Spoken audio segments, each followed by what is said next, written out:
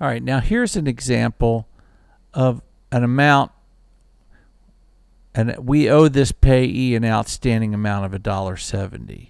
Rather than it being a credit, we owe them this amount. So if we add this carry forward amount, it's going to make this balance due larger. So we can do that. It says there's not enough to cover the entire balance. Do you wish to continue anyway and apply the amount that is available? So it's 623. It made it 625. So we carry forward $1.70.